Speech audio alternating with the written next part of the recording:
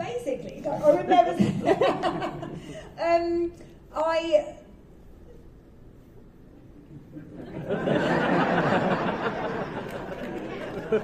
I don't know what to say.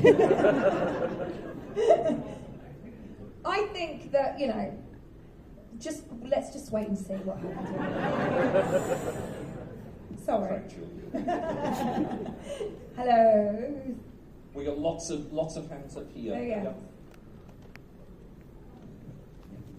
Hi Freema. Hello. So I'm a really big fan of the big finishes that you did, the Year of Martha Jones, and I'm just really interested to know if you're planning to do any more, if there's any more in the works.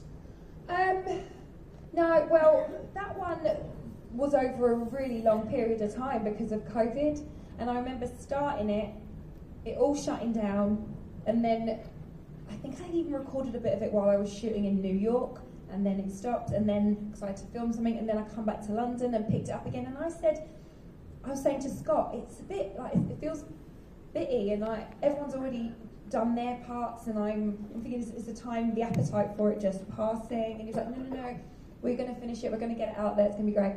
And we had some brilliant days in the studio. It was just me and him, and then he'd overlay Agyeman's stuff and everything. And then when I heard it all, they're so brilliant at their job that you listen to it and go, you'd never have known there was all of those obstacles that were in the way of doing it. So we finally got it out there. I'm so proud of it. I would love to do more stuff with them. So yeah, watch this space. Fabulous. Another question? Hello. Did you keep any props from set? I was one of the only people probably who didn't steal anything from the TARDIS. I couldn't. Too well raised. I'm joking.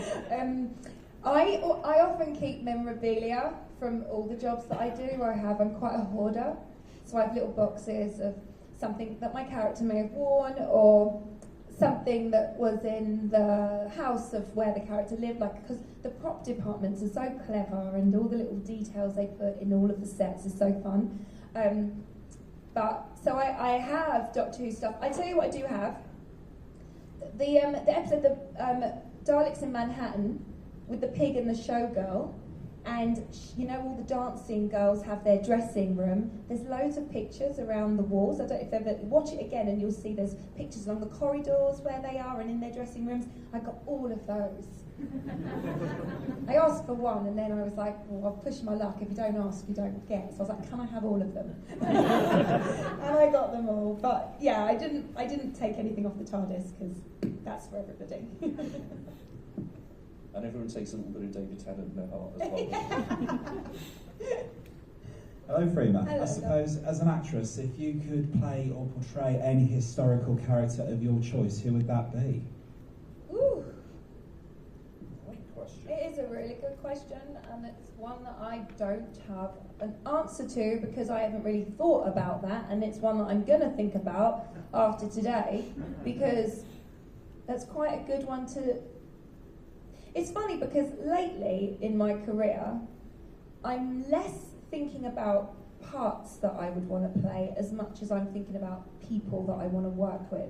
Because I'm increasingly realising it's such a nomadic profession, and you can, if you're lucky, fortunate, you can find yourself travelling around the world, and then you're quote unquote on your own, but you're not really. You're in a community. We're in the travelling troupe of storytellers, and I'm getting so much joy out of that, and there are wonderful creatives that you can flow with and friendships that you make, and I think excuse me, there's roles I've played that might not have been as substantial, but I've gotten the most out of them because I felt in an environment where I could grow, versus roles that you think, I'm going to nail this, and you don't feel like there's necessarily a support. I haven't really felt that. I've been very fortunate in all of my jobs, but I'm aware that if I was to say an answer, and I was not working with the correct people, then it might not be work that I would be proud of. I can't bloody sing.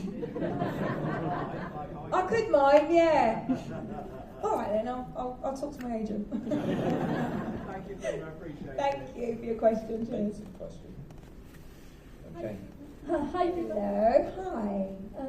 There. So Martha Jones is one of my absolute favourite companions, and I wondered if there was a particular episode or story that was a favourite of yours to film. Do you know what? I did a convention in New Zealand a little while ago, and something occurred to me after I finished that I need to do a rewatch of season 3 because my memory of it, certain things jump out at me, but then when I talk to people like at the tables or whatever, and they say, I like this episode or this particular villain or that storyline, I'm always like, oh my god, I've almost forgotten about that, because memory's a weird thing, isn't it? It all just sort of blurs in. So I was like, do you know what, I'm going to do a rewatch. When I do, I think my answer might change, but right now, in terms of how my memory is, Shakespeare Code is pretty high up there. I loved everything about it. I love Shakespeare, so I love the opportunity that we got to shoot in the Globe, that we had it to ourselves. I was stood on that stage in like 3 o'clock in the morning, and it was kind of magical and otherworldly. I mean, I really love Smith and Jones just because it was my first outing. I love Gridlock. I like so many of them. But I'm going to have a rewatch. Do you have one? Oh, your mic's gone now. So. Human Nature and Family of Blood. See? Brilliant. They're good, aren't they, those ones? Martha in Control. I'll pick that one then. Thank you. We get another question, please. Hi. Hello. I've got a question. If you could play any other character than a companion, who would you play? Any other character than a companion? Yeah, like in Doctor Who? yeah, in like a master or anything. Other than a companion. Ooh, I'd like to be. Well, your face, Expector! I was waiting for you to say the Doctor. No! I don't know. I don't know. I'd like to be a villain. I'd like to be one of the baddies. I think I'd like to be a weeping angel. Good choice. Just because they're kind of cool, and you can't not think of one of the good villains without them being in there, can you? Yeah, I would love to be. And it was so wonderful when we shot that episode being on set, because they often use dancers in a lot of the heavy prosthetics, just because they have strong bodies and were there for hours and holding poses and positions. And it was just so weird at lunch seeing the angels just walking through, still with the face on her, just walking through, going to get what they needed to at lunchtime. It was quite surreal, but yeah, I'll go with that. Just because I fancy playing a baddie for a minute. That'd be quite fun. Can't imagine you as a baddie. Which is why I must do it. Yes. Next question. Hi there, Freema. Just have a question regarding Russell T Davies, because obviously when he was show running back in 2005, Yeah. he was famously known for spin-offs, but now coming back, apparently there's more reports of more spin-offs, like a unit one, for example. Are you able to confirm whether you have any involvement or if you're ever contacted when you're Are you able to confirm? I like the legal confirm or deny. I'm not able to confirm. But I love Martha, and I just feel like she had a brilliant trajectory that we didn't necessarily get to fulfill. There was that great character arc, and then obviously she got stuck a little bit in the unrequited love storyline, so we didn't get more of her development. And then the Torchwood move was genius, I felt like, because we got to see another side of her. And then, of course, I was supposed to go into Torchwood full time, but there was shooting conflicts, and I was already about to go and start another job, so I couldn't do it. And then there was Sarah Jane Adventures, as Martha was supposed to go into that. So there was always opportunities to kind of see development there that never came to fruition. So I would love to have the opportunity to see what she's like now, and yeah, so we'll see. Okay, another question. Hello, love, yeah. What was the best part about portraying Martha? The best part about portraying Martha, there was a lot. I really liked that when we first meet her, she seemed like she had her life together. She was you know, she's got her own flat, she's studying to be a doctor, she's very much the kind of glue of her family, very responsible, very independent, and then this alien in a spaceship comes along, and I kind of like that she isn't, she was up for a little bit of fun still, despite having her sort of plans, but I love that all the way through she's like, I'm only going to be here for a little while, I'm only going to come on a couple of adventures, but you know, that all carried on, and I love that. So she was open to exploring new things, even though she had her life sort of set in the way that she felt she wanted it to be. So I like that she has an adventurous side as well as being very put together. I really like that she's strong. I really like that. I really, I'd have chats with Russell actually, because certainly with the ending, when we were doing the scene where she leaves the TARDIS, and we were all really emotional on that day, so I kept getting emotional, and then Graham Hart would run in and say, Dad, Russell, you know, giving notes, and was like, no, this is to be a moment of strength, actually, because she is taking agency over her own life and her own choices, and that's really hopefully going to resonate with somebody in the audience that might feel that speaks to them.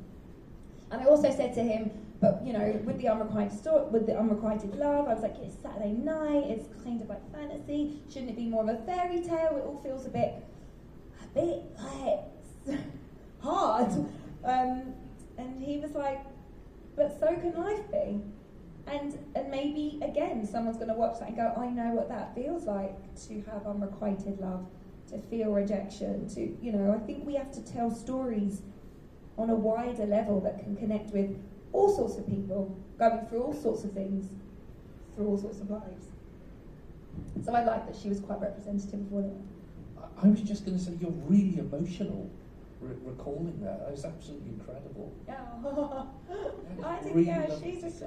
I like that character a lot. I just, yeah, I've got a lot of time for her. Oh. Another question. Hi Freema. Hello. I've been a fan of watching Doctor Who at such a young age of David Tennant's era. I'd like to ask, what's it like working with, as well as David Tennant, like other actors like John Barrowman, for example? Oh, it was such a laugh. John was brilliant. Do you know, one of the things I really loved about that show is each of the episodes always felt like they were a different genre. I felt like I could be in a comedy show, a sci-fi show, a drama, I don't know, a documentary. Like, it just felt like each the theme of each one was so different. And similarly, the way we shot each one was so different. So I love that on some days you could have 20 actors on set, all be together, having banter like a mad party, and other days it would be like Gridlock, for example, was just me and the other two actors in that car, and I never saw David and I never saw anybody else. It was just us on set in that little car for 2 weeks, and I got to know them really well, and then you form different kind of relationships with actors in that way. So yeah, it was just I loved that it felt different every time. I remember there was one day where I was sat with John, and like, it could be so fantastical but also so everyday. Like, I was sitting there and I remember I had to change banks and I didn't know which bank to move to, and I was working with David and John. I was like, what's a good bank? They were like, depends if you want a mortgage deal, or I remember him giving me advice on like managing my money. So I was like, yeah, should I put it in like this kind of ISA? I don't really know what to do. So they were really great for life advice as well as just it being so silly and so fun. Yeah, good memories. John is particularly unpredictable, isn't he? He is really unpredictable, and I remember when he came onto set, it just changed the dynamic so much. He's such an amazing force, and he's another one that's just, I've never seen miserable, never seen moody, just jolly, happy to be there, and it makes a difference to the working day.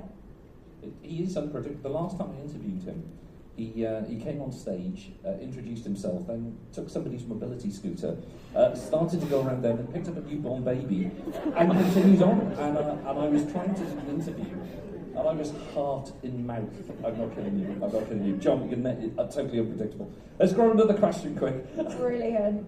See, that's what he was like. But I'd be sitting there like the grown-up going, no, we can't do that. John, you can't do that. And he'd just be off and away. I loved it. Awesome. Who are we looking at? Next question. Over here. Hello. So, what's your favourite memory from on set? Loads. Like, there's just too many. There's honestly too many. One memory. Ooh.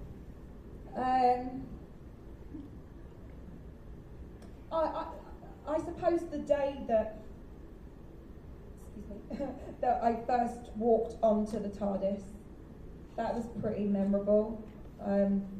It was actually the way the schedule was put together, that we shot that scene as so sometimes you shoot out a sequence, right? So I could have shot scenes in the TARDIS, and then we could have gone back and shot the scene where Martha first sees the TARDIS and goes in for the first time. It's all out of sync, but it so happened that the day I shot the scene where Martha is going into the TARDIS for the first time was the first time I, as an actor, ever got onto the TARDIS. So there wasn't much acting there. I was a little bit like, this is kind of wild.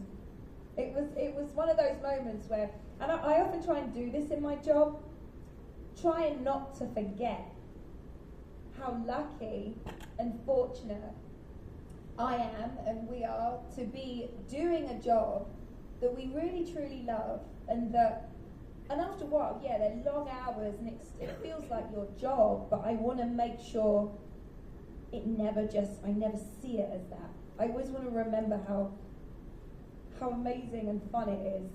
And so walking onto the TARDIS for that first time, I was thinking my mum would be watching this, and my dad and my family and everyone who watches Doctor Who in my life would just be like, it's kind of a big deal. And yeah, that would be one of my memories. Amazing. Time has almost caught us up. Do you know sorry. This is the first panel. I've realised we've got two Dr. Joneses here. Look at that, Martha. Oh yeah. The first time. Are we good to do this photo? Should we do this photo? Because is there any? Everybody happy to be in the photo? Did you want to ask your question, babe? Oh, sorry. If you couldn't choose David Tennant, which Doctor would you choose and why? I'm gonna say. And it's not just because they're here today, but I genuinely would have said one of three people. It would be Sylvester, Peter, or Paul. And I'll tell you for why, because Paul is in my all-time favourite film called With Now and I. I'm obsessed. Oh my God, I'm like that with him at the moment. I'm trying to be cool, and I'm like, oh, so I'd love to have worked with him. Peter, I got to know really well when I worked with him on another job called Law and Order. He played my boss on that, and he's so much fun and so warm and lovely to work with, so I would like to work with him. And Sylvester, because he's just got brilliant stories. I don't know if you've been to his panel, and he's so generous and kind. So it would be one of those three, but I wouldn't be able to pick which one out of those two. Can I rotate them? Okay. Thank you. Oh. Let's do this photo. Let's do this. Right, okay.